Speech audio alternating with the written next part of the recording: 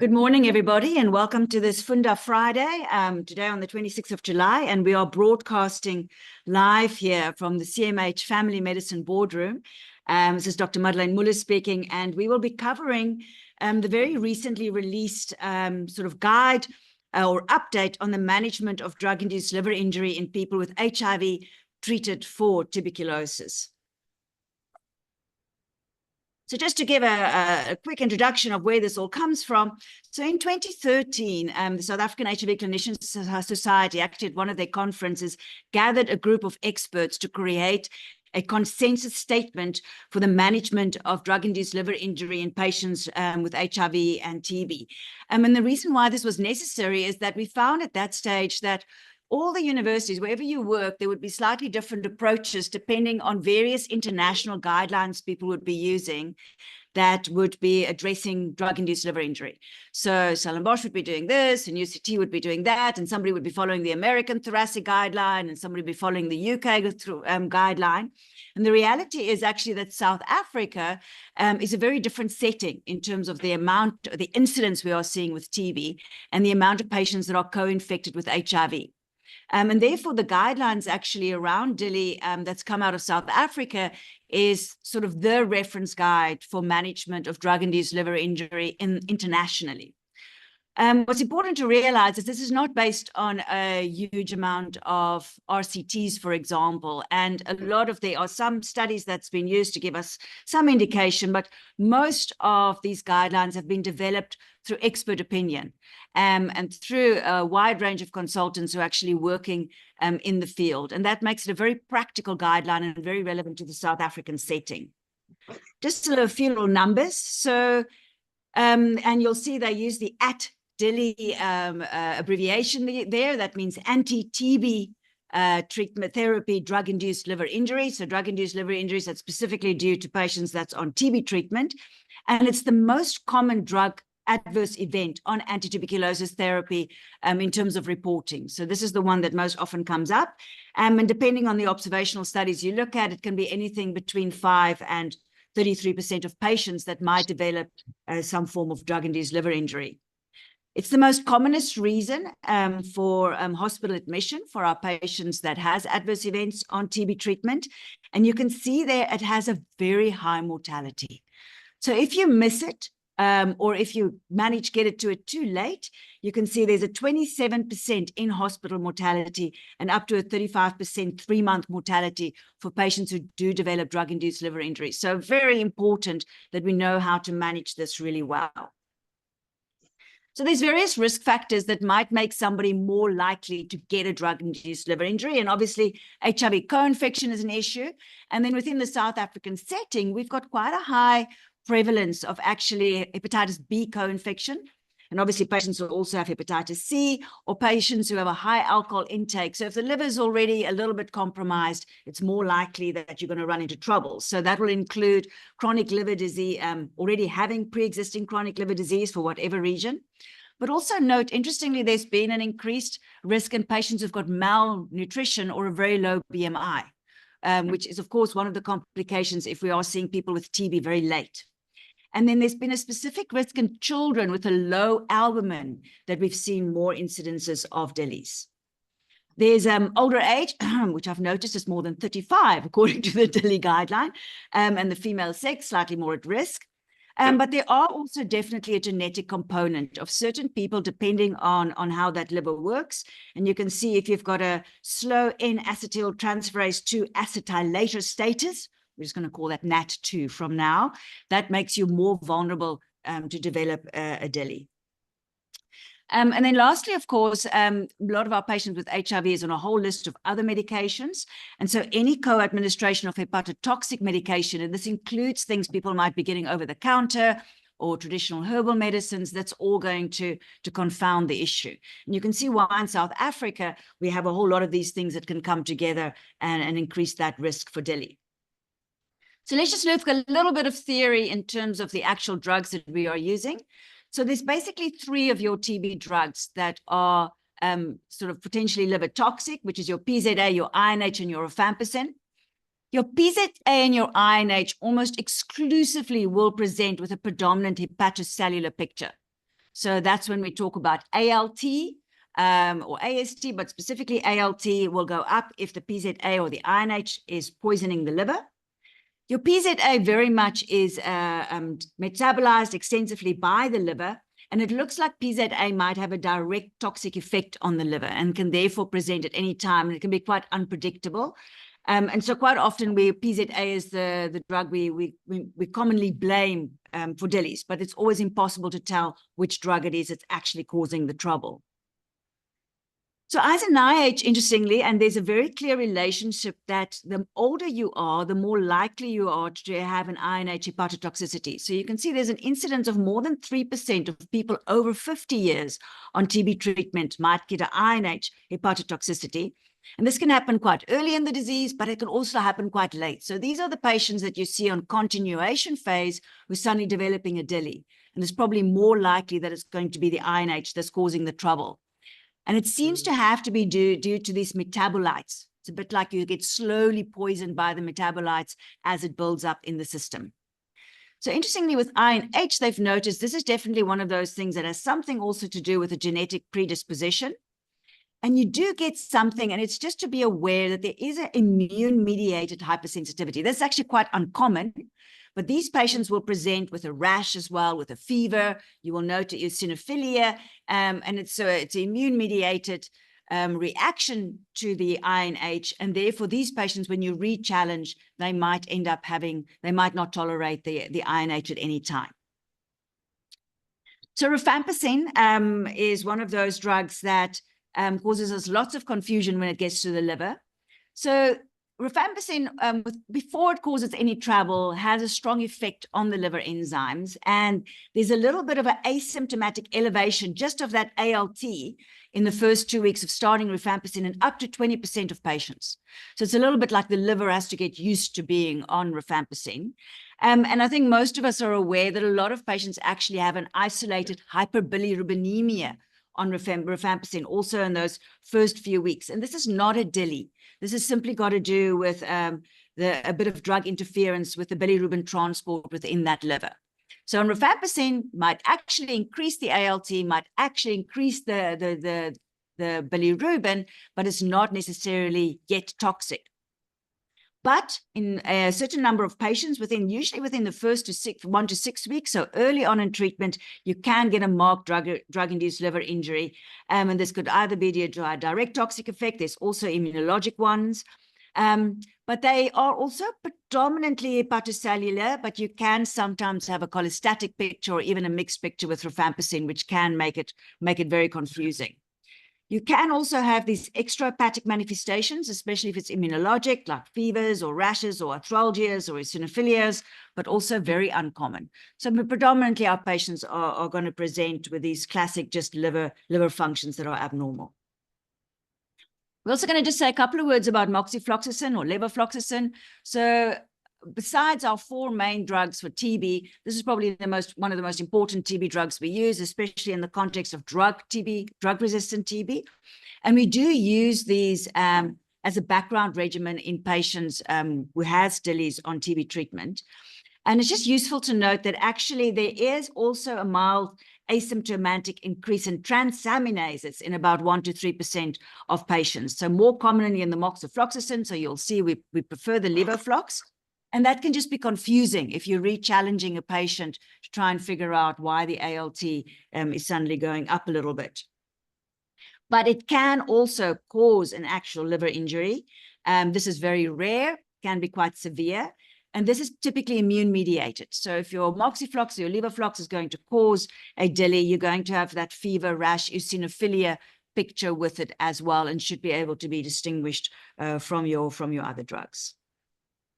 So very important is that you can't tell when you look at the patient which drug is causing the DILI. And you should not guess, because if you don't stop the correct drug, that patient has got a high risk of progressing to fulminant liver failure and death. So we are going to be always on the side of caution, and we're going to assume any drug could be the possible cause of this DILI, and stop all relevant drugs. So don't try and guess.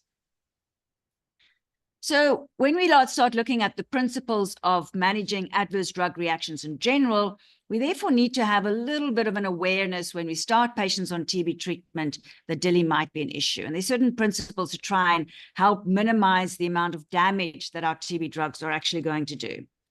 So firstly, obviously, when you start your patient on TB treatment, we talked about all those risk factors. Be aware if your patient's got hepatitis B, for example. Be aware of any other medication they might be taking. Look at what's happening with their alcohol intake. So just to be aware which of our patients might be more vulnerable to developing a DILI. And then teach your patient. We have to make our patients aware of what the symptoms are of a possible drug and liver injury and get them in and get them to come in early as possible. So make sure your safety netting is nicely in place. Once we have our TB patients, we watch them closely, and that means actively asking them about symptoms when they come in. So when they come in for their 2 weeks review, they might not mention to you that they've been feeling a little bit nauseous or they've got a funny little rash that they've just noticed. They just want to get out of your consulting room. So you need to actively check for possible symptoms of liver toxicity. Obviously, if you do pick up anything, even if it's just a little mild rash, do your LFTs. Be on the safe side. And this I don't think we're very good at doing. I'm not sure how good the districts are. We all think of filling in adverse drug reaction forms for our immunizations or when people have rashes, but please remember that all DILIs should be filled in and a form should be sent to SAPRA for any drug-induced liver injury reactions that we are seeing. And then very important, oh, look, I did not edit that completely. So please manage your patients then appropriately. And we're going to go through the steps of that management now. So let's first look at how we diagnose drug-induced liver injury and how we classify. So in terms of monitoring, just to highlight, we do not routinely do baseline LFTs unless you've got patient which has got known risk factors and you're a little bit concerned that this patient might be at risk, then of course, please do check. But there are some patients where we might do LFTs for other reasons or LFTs gets done. And sometimes you might pick up that somebody has a ALT or a total BILI that's abnormal. I'm going to cover that a little bit more in a minute when we talk about the different results. But generally, in principle, we're still going to put those patients on TB treatment, but we're just going to watch that ALT. If the ALP or gamma GT is increased or the AST, those are not useful for us in terms of giving us good information about either DILIs or or DILIs. We'll talk about TB iris in a minute. And so you are not going to not start somebody on TB treatment because they've got an increased ALP or gamma GT. So basically the rule is any patient that has any visible jaundice, that's quite obvious, or symptoms of hepatitis. So notice that includes nausea and vomiting, fatigue, so suddenly feeling very tired, having any right upper quadrant pain, any loss of appetite, any pale stool. So you've got to ask about these, remember? And very important if a patient's got a new rash.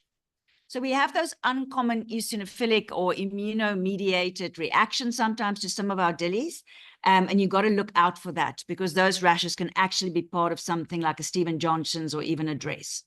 So in any of these patients, you're going to do a full LFTs, and please always do an INR. So we need to be proactive in being able to identify patients who might have severe disease. So one of the things they emphasize in the new update is that when you, in the beginning, quite often when you see a patient with their LFT results, you're not going to know yet. We don't have a perfect test that's going to tell us this patient definitely has a DILI. And so you're going to do something called a presumptive diagnose of DILI based on those LFTs, and we'll look at the criteria in a minute. To be able to get to a definitive diagnosis of DILI, you're going to do two things. You're going to first make sure there's not another diagnosis that you might have missed, and you're going to see what happens when I stop the treatment. So the idea is I don't find any other reason why this ALT might be up, and when I stop treatment, the ALT gets a lot better. And only then are you going to actually come to a definitive diagnosis. This patient definitely has a DILI. So the criteria for our AT-DILI, and these have slightly modified from the 2013 update, and it's actually made it simpler. So first, Any upper ALT that is more than 3 times the upper limit of normal, and you'll notice I'm not actually going to use the actual amount. So in the 2013 guideline, for example, they used the amount of 120. The challenge with that is that different labs will have different upper limits of normal. So for example, in the Eastern Cape at the moment, the upper limit of normal is 35. So I think it's better to remember the 3 times and 5 times to be able to adapt it to your particular setting. So any patient who's got an ALT of more than 3 times that upper limit of normal, who has symptoms or has jaundice or has a total bilirubin of more than 40 or more than 2 times the upper limit of normal. So that total bili in the old guidelines used to be a separate criteria, but now it's incorporated in that definition of the ALT over 3 times the upper limit of normal, but with symptoms. Or we're going to use an ALT of more than 5 times the upper limit of normal, regardless of the amount of symptoms and regardless of the bilirubin level. So once the ALT gets to a certain level, even if the patient's feeling perfectly well, we're going to classify that as a drug-induced liver injury. There are a couple of patients where we're going to have slightly different criteria. And these are patients who's had existing liver disease, already had a baseline ALT of more than 120. So if you have somebody whose baseline ALT was already high, somebody you know had already existing liver disease, and that ALT goes up more than twice the baseline, then we would call that a drug-induced liver injury. So that's just to help differentiate those patients where we've already got high ALTs to start with. So great. So now to make the final diagnosis of our TB, anti-TB therapy DILI, we want to exclude other causes. So please, you need to take a proper history. Quite often there might be other drugs that the patient's been taking for their TB, either with prescription drugs, over-the-counter, herbal, illicit. And then, of course, our hepatitis are the ones that's the most likely to now increase your ALT and cause confusion with your diagnosis. So in children, hepatitis A is going to be your most common concern. They all hopefully immunized against hepatitis B. But in our adults, we want to check for A, B, and E, depending a little bit also on what's prevalent in your area. And we don't routinely check for things like herpes simplex or CMV or Epstein-Barr. Your main focus is going to be on hepatitis and then guided by your history from what you're getting from your patient. Just please remember, if they are childbearing, to check for pregnancy. That might have an influence on some of your choice of medicines. And we don't routinely do abdominal ultrasounds in patients with DILI unless there's a cholestatic picture. So if the ALP and the gamma GT is up, then you want to find out what else is going on in the liver, and then an abdominal ultrasound might be helpful, but it's not helpful in terms of your diagnostic criteria for the drug-induced liver injury. Excellent. So now what we've done is we've excluded all our other causes. We're going to check what happens to the response to interrupting treatment, and then we can actually say, now I can make a definitive diagnosis that my patient's got drug-induced liver injury. So one of the things that confuses the diagnosis of DILI is an iris, a TB iris. So we often start our patients on TB treatment. We start them on the ARVs, and your TB iris sort of roughly happens at typically the time you would also expect to see a DILI. So if you get a patient who's coming in with liver symptoms or hepatotoxic symptoms, you might be confused, is this a TB iris? Is it just getting worse now because he's been put on ARVs, or is this actually a drug-induced liver injury? And sometimes it's not that easy to tell them apart. Some of the pointers, and again, these are very non-specific, is that in a TB iris, you might have more of a tender liver. You should be having a preponderance of the ALP and the gamma GT. So it's your cholestatic enzymes that are going up. So there's like a granulomatous infiltration of the liver, or there's actually big glands pressing on that liver. And quite often not jaundiced, but the bilirubin could be up. And usually the ALT might be up a little bit, but is not increased into those criteria we were talking about for drug-induced liver injury. One of the things that might be helpful is that the patient also have other TB iris symptoms. So their night sweats are getting worse, or their cough's getting worse, or quite often they start losing more weight. But the challenge is that to actually have a definitive diagnosis of TB iris, you would need a liver biopsy, which is definitely not practical or feasible and very invasive in our settings. So if you have a patient where there's a very mixed picture, so ALP, gamma G, ALT, everything is up, if it meets the criteria for DILI, you're going to treat it as a DILI.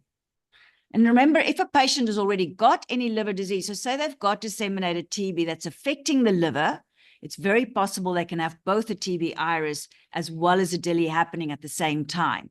And we have to be safe and treat it as a DILI, and then later on be able to see how they've actually make a definitive diagnosis of why the cholestatic enzymes are up.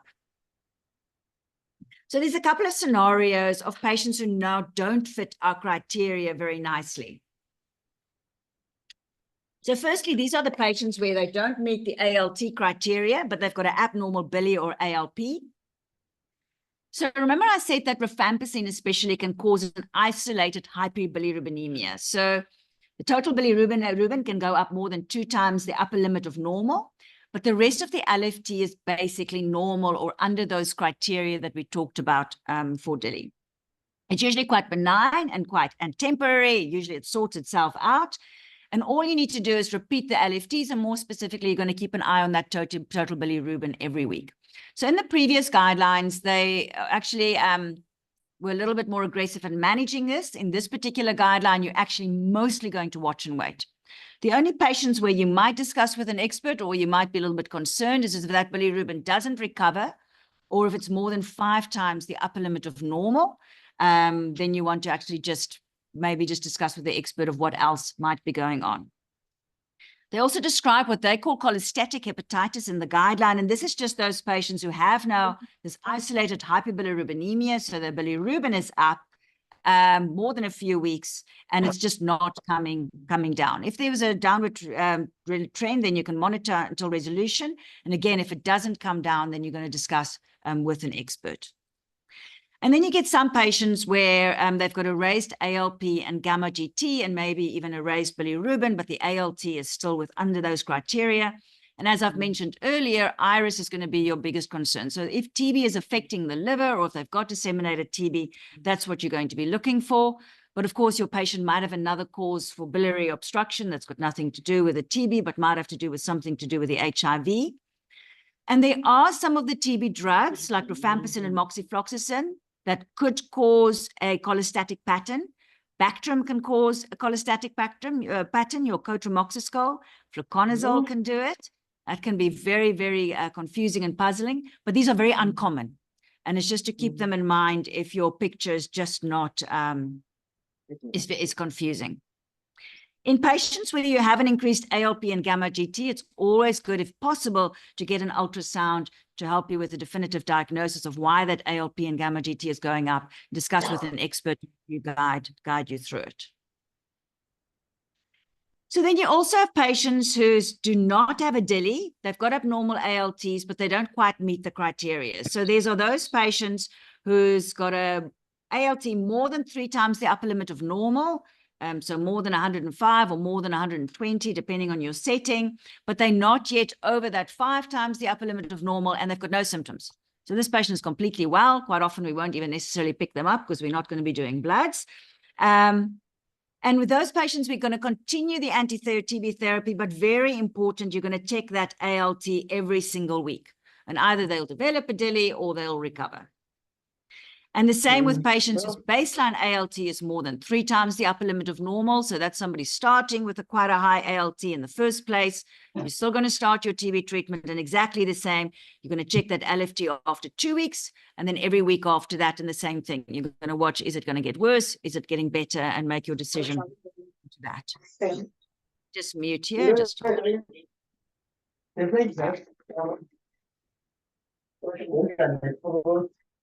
There we go. Apologies for that. Great. So let's now go through what happens when you actually have your patient sitting in front of you. And the first thing you want to do is being able to identify how severe is this DILI. So they've simplified this as well. Your mild DILI is somebody who's got no symptoms of hepatitis, so they've met their criteria for a DILI, but the INR is under 1.5. So these are asymptomatic patients. Our moderates are anybody that's symptomatic, and you can see it doesn't matter what the ALT is. If they've got symptoms, we would call that a moderate DILI, but the INR is still under 1.5. And then the severe DILIs is those where the INR is over 1.5. It doesn't matter what the symptoms are. We're not going to be discussing severe DILIs here. These patients all need to be referred up to a tertiary medicine or internal medicine department. They need higher level of care to be able to measure those more fulminant hepatic reactions. Their recommendation, the guideline, is that most patients with anti-TB therapy DILI should preferably be admitted. So if you're in a district hospital setting, we want to be able to keep a very close eye on these patients. And there are some patients that if they've got a mild DILI and you can get your results within 24 hours every day, that's definitely not the time we're living in at the moment. Or if the patient can return regularly, you might consider doing this on an outpatient basis. The reality is for most patients, traveling to hospital is quite a thing. Now they have to have the blood done the one day and come in for the results the next day. So if it's not practical for this patient to be monitored regularly, rather admit them. So the first step of what we want to do now, if somebody's got AT-DILI, and that's also in the previous recommendation, is just make sure they need to be on the TB treatment. So remember, TB treatment can be quite toxic. We need to make sure that this is absolutely essential for this patient to be on. And so there's always the recommendation, just double check that initial diagnosis. And ideally try and make sure you've got a bacterial confirmation somewhere in the mix to help you consider it. This can be quite challenging if you are not the doctor that saw the patient at the beginning and now trying to see, well, what was the symptoms, especially if they've made an empiric diagnosis. But it's just to keep it in mind, there might be scenarios where you go, well, actually, since this patient started on TB treatment, they never responded to the TB treatment. It looks like they actually had something else going on, and maybe we just stopped the TB treatment completely. Very important now is to look at what you're going to do with the medication that you're on. And remember, I said, don't guess. So you're going to stop all the TB medications on your own. You're going to stop that cotrimoxazole, and you're going to make sure that they stop anything that they might be taking at home over the counter.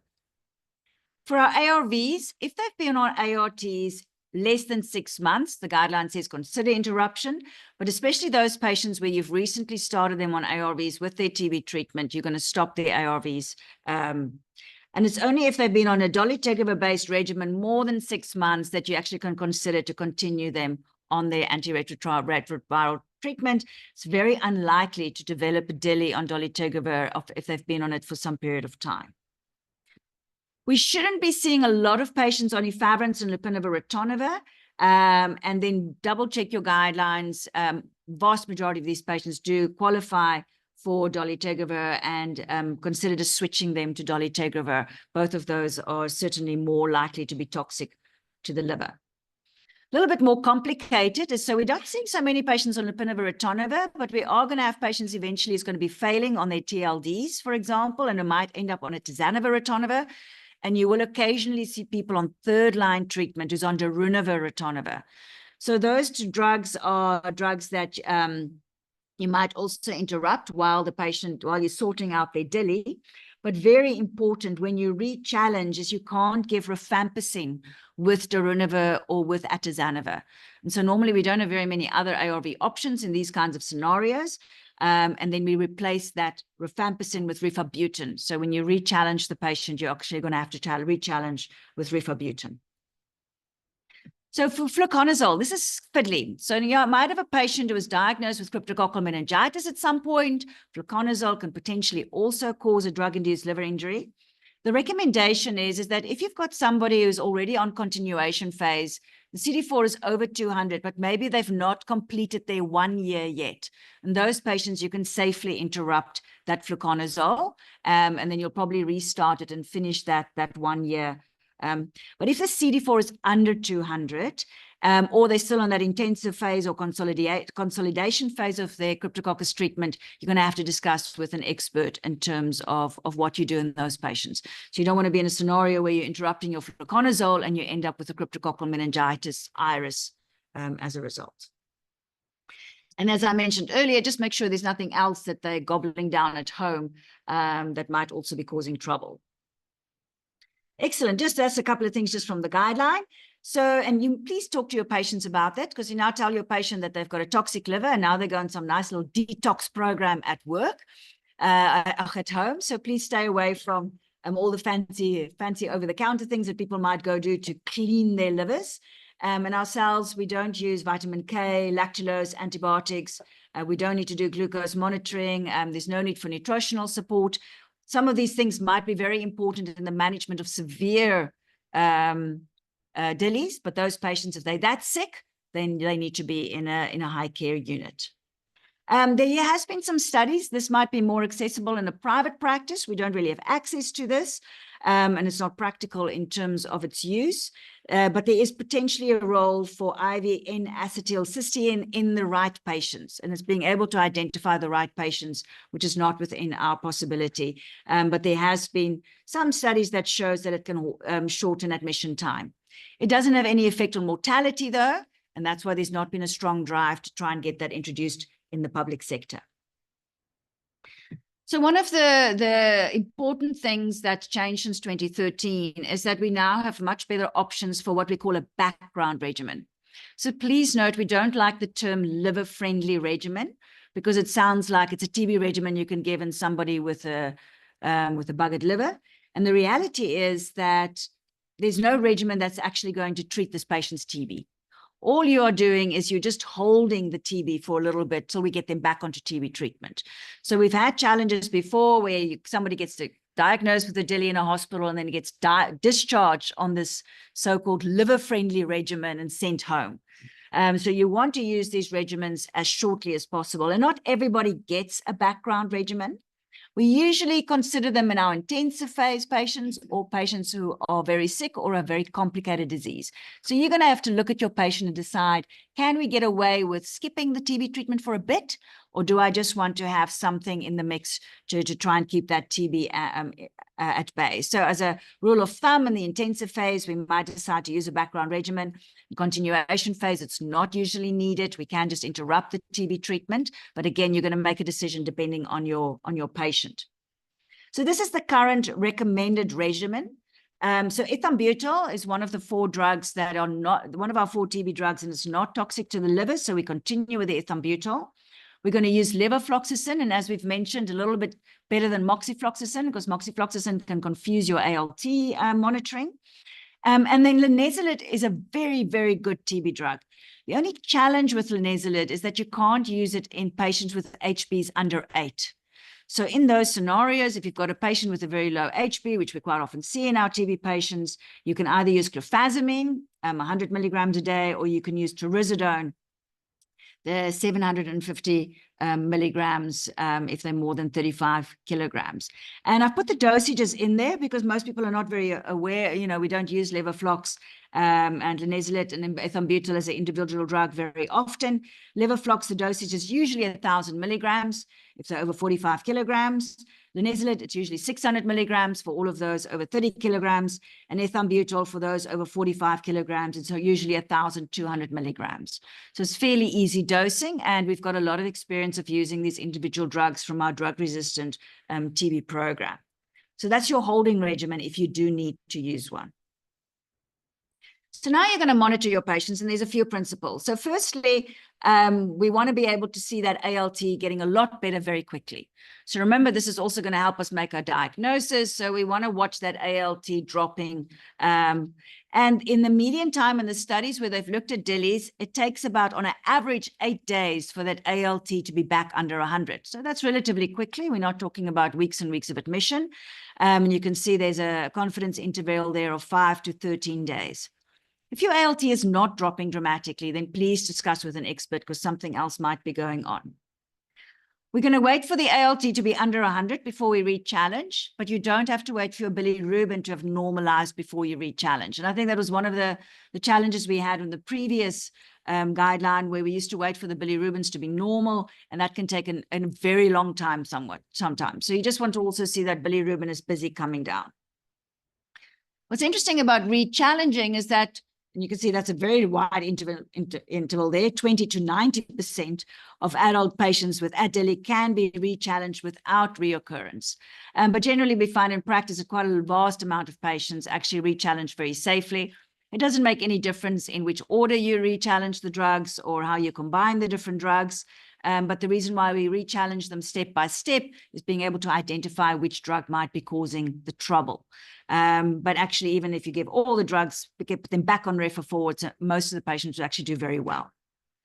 So the most common reoccurrence is thought to be with PZA. And again, this is based not on solid evidence, but a little bit on expert evidence. So there's sometimes discussions and debates about that. But PZA is also not as important, for example, as rifampicin and INH.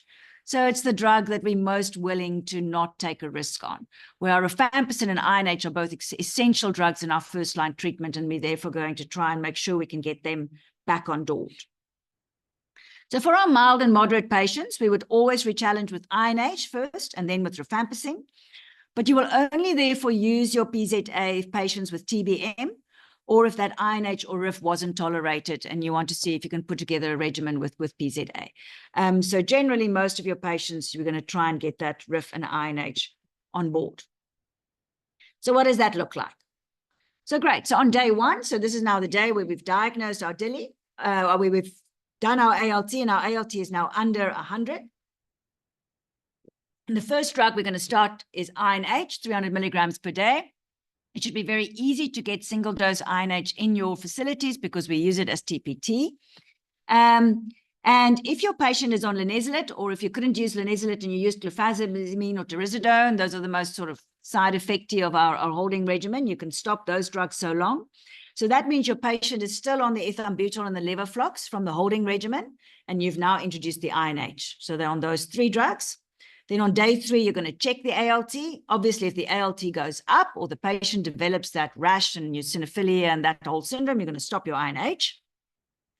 But if the ALT is okay and coming nicely down, then you're going to add rifampicin 600 milligrams a day at that point. And remember, you can just give it as Refiner. So you're going to start off on the, and so now the patient's on Refiner, which is your rifampicin and INH combination. They're still on the ethambutol, and you're still going to have them on the levofloxacin.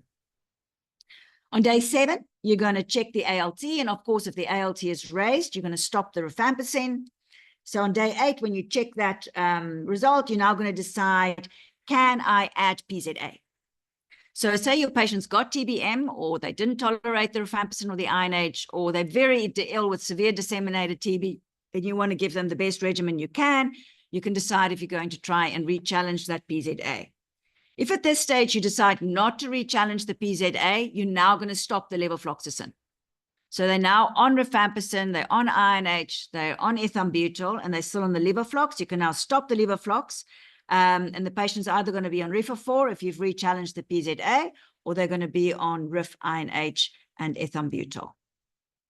And then at day 10, you're going to check the ALT again if you did re-challenge that PZA, and obviously if the ALT is up, you're going to stop that PZA. Once you've re-challenged, you want to check that ALT every single week just to make sure that there's not a delayed reaction. So what if you find that one of your drugs you can't reuse? So they've simplified what we can do with our regimens if we decide we can't use a specific drug. So most commonly it's going to be your patients where you decide not to re-challenge them on PZA, and this has changed. So you're now going to use a 9-month regimen where the first 2 months is going to be your rifampicin, your INH, plus your ethambutol for 2 months. And then you're going to use your rifampicin and INH for 7 months after that. So there's just your Refiner. If your patient has got TBM, then we want to try, and you've decided not to reintroduce the PZA, or maybe they had a reaction on the PZA, you can see there they're recommending your rifampicin, your INH, your ethambutol, plus levofloxacin for a full 12 months. And I would probably discuss these patients with an expert as well. If the patient can't use INH, then they recommend a regimen where you're using rifampicin, INH. You're going to obviously see if your PZA is tolerated, your levofloxacin, and they recommend 6 months, which you can extend to 9 months. Basically, for TBM, you will probably use the full 9 months with those 4 drugs, or somebody who's had quite severe disseminated disease. So that's if you can't use INH. And then lastly, if patient can't use rifampicin, then you can use the latest MDR TB regimen. Remember, we've got the BPAL now, which is a 6-month regimen. So actually, it's become much simpler to to manage our patients who can't use rifampicin. And there is a specific regimen for MDR-TB for patients who's got nervous system involvement. So if they've got TBM, you're going to link in with your RIF-resistant program to access those drugs and find the best regimen for your patient. If more than one drug is not tolerated, so you find as you re-challenge, oh, the INH, there was a reaction, then I tried the PZA was also not good, then you need to discuss that with an ID specialist, and those regimens need to be compiled by experts. Just a couple of special situations. If you do have patients with chronic liver disease, especially if they have very high ALTs at the beginning, might be a bit confusing when and where and what you can use and don't use. So those, please discuss them with a specialist. And then just to note, in pregnancy patients, this is going to be important for those patients, for example, who are rifampicin resistant, that there's particularly the only drugs we can't use is pretomanide, ethionamide, and aminoglycosides. Otherwise, we can manage our pregnancy women very similar to our other patients. So we've re-challenged our TB treatment successfully, and after 2 weeks of being stable on the new TB regimen, you can now re-challenge the ARVs if you had to stop their ARGs. And once the ARVs on board, then you can re-challenge with cotrimoxazole. In patients who's had a severe liver toxicity, regardless of which drugs caused it, we would be careful in terms of using cotrimoxazole again in the future. These patients will usually also be discussed, and we would usually use dapsone. Let me just mute. No, okay. Obviously, hopefully patients should not be on efavirenz or lopinavir or ritonavir, but we would not re-challenge with those drugs. In our current setting, we have enough other options to look at what other options of medication might be possible. Great. So what I want to do, because we've literally now covered what's actually in the guideline, is I'm just going to give an example of a patient arriving at your clinic and just step by step what would happen in terms of how you would approach a patient. So very simple. And this is sort of probably about 80% of your patients with DILI is going to fall into this kind of scenario. So this is a 25-year-old man. He had a baseline CD4 of 45. So we started him on Rifampicin on the 1st of February. And then 2 weeks later, we started him on the TLD with that boosted dolutegravir because of that low CD4 count. Now it's the beginning of March, and the patient's presenting with vomiting and a mild fever.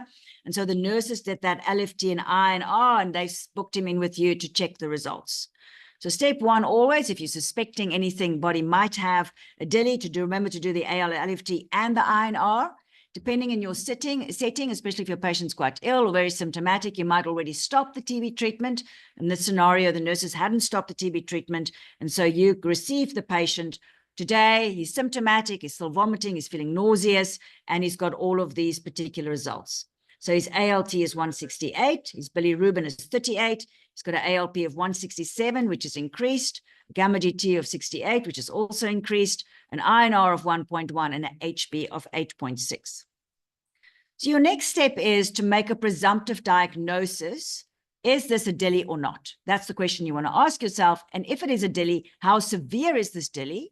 And you're going to start investigating just to exclude those other causes, right? So in this patient, because that ALT is over 3 times the upper limit of normal, and the patient is symptomatic, remember, but the INR is less than 1.5, this is going to be classified as a presumptive moderate DILI today. And we're going to take bloods for our hepatitis A, B, and E, and you might do other bloods depending on the symptomatic picture of your patient. So with vomiting, for example, a cusp might also be appropriate. So now you admit your patient while you're waiting for the results of that investigations, and already today you've got to decide. You've got to stop the treatment that's relevant to stop, and you've got to decide, am I giving my patient a background regimen or not? So in this patient, remember, all DILIs, we don't want to take a chance, so we're going to stop the rifampicin, the INH, and the PZA. We're going to stop all the ART he was on because we only started that ART very recently, and we're going to stop the cotrimoxazole that he's on, and we're going to start him on that holding regimen because he's in the intensive phase. He's literally only started in the last month on treatment, and we're giving him that ethambutol, levofloxacin, and linezolid. Step 4 now is monitoring that ALT quite nicely. We want to do that 2 to 3 times a week. And that's going to help us also make a definitive diagnosis because we're going to watch and see if that ALT comes down nicely. And in the next 2 weeks, we see that his ALT drops to 88, his total bili to 28, and the hepatitis studies are all negative. So we can now make a definitive diagnosis that this patient has got anti-TB therapy DILI. We've excluded the other diagnoses and we've watched that ALT coming down. So now we're going to wait for that ALT to be under 100. The ALT is now 88, so we can now re-challenge our TB treatment. As I've said, in the current guideline, we're always going to start with our INH so that our patient, and we can stop that linezolid. So now our patient can be on levofloxacin, ethambutol, and INH. We do that ALT at day 3, which at day 4 comes back at 79. It's still coming down nicely. So now we can add in our rifampicin on day 4. That's at 600 milligrams. Patients now on RIF, INH, ethambutol, and levofloxacin. Now, day 7, we take another ALT, which comes back at day 8 at 63. Excellent, still coming down. So now we can stop our levoflox, and this patient does not have TBM. It's not severely ill in terms of you assessed him that you are comfortable, that you don't want to re-challenge the PZA. And this patient is now going to be on rifampicin, INH, and ethambutol. So we've decided to not re-challenge PZA in this case. So we now have to pick our regimen, and this patient is now going to be on rifampicin, INH, ethambutol for 2 months intensive phase, and then on rifampicin and INH for 7 months as a consolidation phase. Interestingly enough, this update doesn't speak specifically around when do you start counting the 9 months, but the previous guideline did make the recommendation, especially in intensive phase, that you ignore everything that's gone before. So you ignore the 1 month Rifafori already had and the whole adventure while they had DILI and they've been on and off various treatments, and you're going to basically start counting your 2 months from today. Then after 2 weeks, patient's still nice and stable. You're going to re-challenge your TLD with your boosted dolutegravir. You're going to again check your ALT a few days later. If the ALT is still okay, then you can re-challenge your cotrimoxazole. This was not a severe DILI, so we can give cotrimoxazole a go. And then very important is you'll be doing your ALT weekly for at least 4 weeks until you're sure that this ALT has nicely recovered and is well tolerated on this treatment. So in summary of what we've done today, so please be aware, look out for our AT-DILIs. We need to be able to pick them up nice and early. Stop all the drugs. Never try and experiment and make a guess which drug you think is causing the trouble, and very important to monitor closely and to re-challenge them safely to reduce our mortality and morbidity of drug-induced liver injury. Thank you very much, everybody. I would recommend you all go and have a look at the guideline as well, just to reinforce some of the things we've covered today, and the video will again be on our YouTube channel. For those of you that is online, you're welcome to put questions in the chat or put up your hands. And then is there any comments here from CMH Family Medicine or any questions?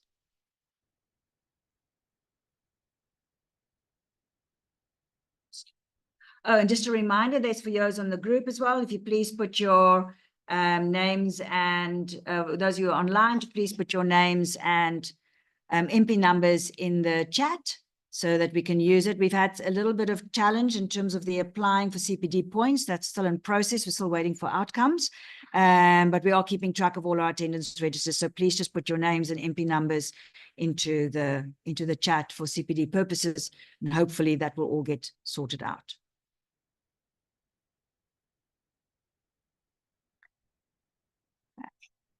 Any comments from here? Any questions?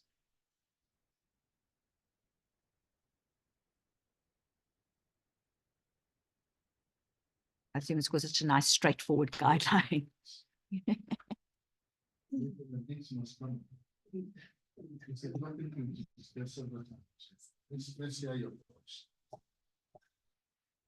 Dr. Majix is just going to come and reinforce the importance of this guideline.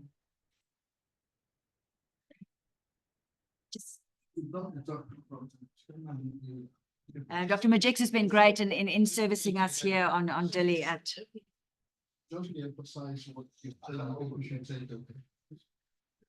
Maybe give us a bit of an impression of how much DILIs we've been seeing in our setting.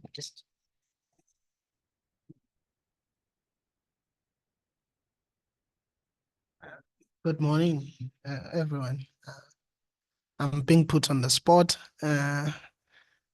Really don't have much to say because Dr. Muller has covered everything that we've discussed before. I think in our practical session, we even went more into how to re-challenge the drugs and when to do bloods, and what to do. So we've had cases in our ward where we've re-challenged them and put some of them on recovery drugs. And there was a case that we couldn't really re-challenge, that had to be on recovery drugs until the completion of treatment. And the patient preferred it so also. But the patient was successfully cured or treated with the treatment for the duration of 9 months in total. Thank you. Thank you very much. Very important, yeah, those scenarios you will have a specialist holding your hand when we do regimens like that. So if you have a scenario like that, Jenny, do you want to, you've got your hand up, please do speak. Yes, thanks very much, Madeleine. And yeah, very nicely presented and clear. I think the challenge at the moment is with the lab NHLS talent. And I'm just trying to think, how do we pragmatically manage this now when we're not getting results? So if you have an in-house, so I'm not too sure what your turnaround time is at the moment, but certainly I think in many areas the turnaround time is really extended. And I think people need to understand this is across the board. So what we have seen in some areas is sometimes people are referring patients to district hospitals thinking that they're going to get quicker results. Some of the clinics aren't taking blood. But I think we need to understand we mustn't try and move patients to another area in the hope that they're going to get quicker bloods. Obviously, if they're symptomatic and they're sick, they need to be discussed. But I'm just wondering, yes, if what your guys' turnaround time, are you getting an LFT and ALT back within 2 or 3 days? Yeah. Thanks, Jenny. Yeah, very good point. I think it depends on whether your hospital can do ALTs on site. So we're finding a massive difference between the results that the lab can do on site. We've sort of created a system, which means a little bit walking to the lab sometimes and hammering doors down. But our lab has been very good at printing out results. They've got a team that's sitting and printing out results and then sending the printed results to us. So that helps if you've got a patient admitted to your ward. We've also we can't then get any bloods that's been done at the clinics. So I think one of the things might be at the moment is to make sure that your patient is at a facility where they can do the ALT in-house. And then you have some option of being able to actually negotiate with your lab and being able to actually go to the laboratory and find that result. We find results that go off-site is extremely difficult. So the lab here at CMH is trying to assist us with, for example, bloods that go off to Frere or other places like that. So for your more complicated, like your hepatitis and things like that, I don't have an easy solution for that. But I think for the ALTs, maybe in the interim, those patients will definitely have to be admitted. You wouldn't be able to do that as an outpatient, and you would have to admit them to a facility where they can do ALT on site. Thanks. So I think a discussion needs to take place. If you have an if you don't have a lab on site, and some of our hospitals don't have on-site labs, I think those hospitals are going to need to discuss and make a clinical decision whether they can wait a week and between adding like from INH to RIF4, things like that. Because I don't think the hospitals that have got labs can tolerate having a lot of patients coming in. You know what I'm saying? I think we just got to try and be a little bit pragmatic. So obviously your sick patients, we need to refer to a place where you are likely to be able to get results. Otherwise, I think we have to take a pragmatic stance and say, instead of checking after 3 days, we check after 5 days or 7 days, and we just hold the patient on that current regime and just see clinically if there's any change symptomatically. If they seem fine, we just wait until that next result. I'm not too sure what how practically to manage in this current climate. But I think let's just keep communicating between facilities. Yeah, great. So actually, that's a very good point. In the old guide, and I mean, this guideline is an update. In the previous, in the 2013 guideline, they had recommended that patients that's got mild, especially the mild ones or the moderate ones that are fairly well and stable, and once that ALT is under 100, they mentioned the outpatient as a weekly. So you do an ALT every week and then respond on that. And all that it'll mean is it'll take much longer to re-challenge the patient. And then a patient is relatively stable and is stable on their holding regimen, whether it then takes 4 or 6 weeks, I think it's still a very safe way to re-challenge the drugs. And then you can do it as an outpatient. Then you won't keep the patient in a hospital setting, and they'll only have to come in once a week and figure out in your own area where they then have that bloods done. So thanks, Jenny. Yeah, that's a good suggestion. I just see there's a question there. Oh, if you're treating a moderate DILI as an outpatient and he defaults, do you have to start all over? So while you, I assume you're meaning that if somebody has a moderate DILI and you're in the process of you've stopped all the TB drugs, they're on a TB holding regimen, and now they're defaulting on their TB holding regimen. So yes, when they come back, what you're basically going to do is you're going to see what their ALT is at that point, and then you will be re-challenging them from that point, because they've now stopped all their treatment. If you sort of midstream in terms of your re-challenge. So yes, I would agree that will be the sensible way to do that. And it's not the re-challenge is only 10 days or so if you've got good lab access. So that shouldn't be too much of a problem. I'm not seeing any other questions in the chat here and no other hands. Any last comments from the floor? Thank you very much, everybody. I hope it will soon start warming up. And I think we're all hoping and praying that I think there's been rumors that by the end of the month, the NHLS might be back online. Although I'm not holding my breath at the moment. And good luck with everybody out there in terms of how we weather this storm.